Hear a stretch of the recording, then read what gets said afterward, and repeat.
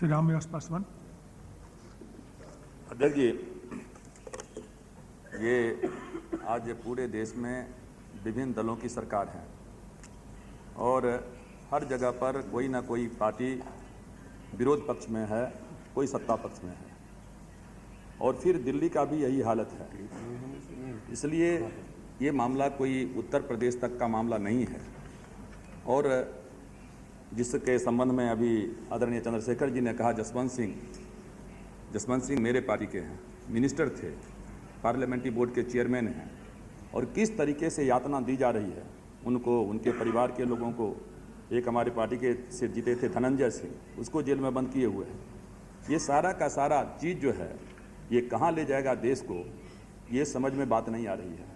और सरकारें और किसके ऊपर में हो रहा है, विवेकाधीन कोटा।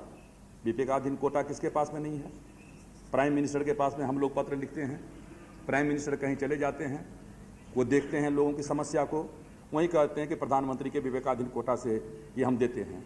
और कल कोई सरकार आ जाए और कोई प्रधानमंत्री के खिलाफ में केस करना शुरू कर दे, कोई मुख्यमंत्री, आज तक इस सदन की परंपरा रही है कि यहाँ तक तो प्रधानमंत्री की बात तो छोड़िए, कोई मंत्री भी अपने डिपार्टमेंट से अलग होता है या दूसरा कोई मंत्री आता है, वो भी कभी जाकर के उसके फाइल में अननेसेसरीली नहीं देखता है जब तक कि उसके खिलाफ में कोई पार्लियामेंट में क्वेश्चन क्या कहते हैं कि नहीं उठाया जाता है।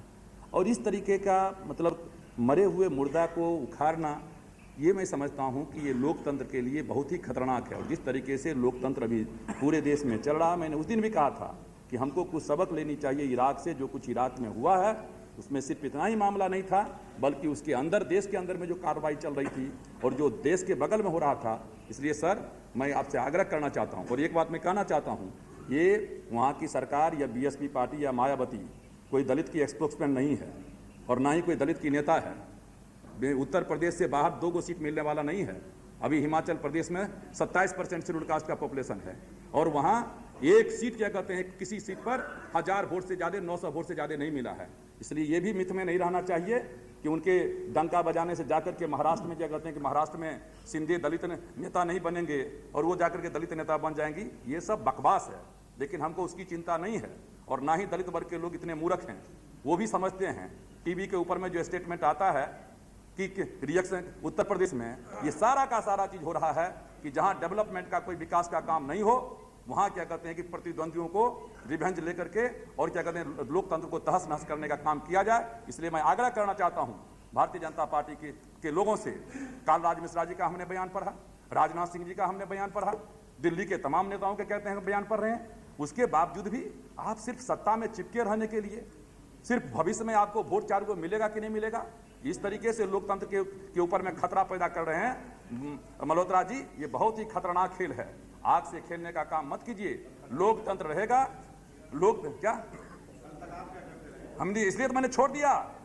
लेकिन हम रामविलास पासवान रहता भी।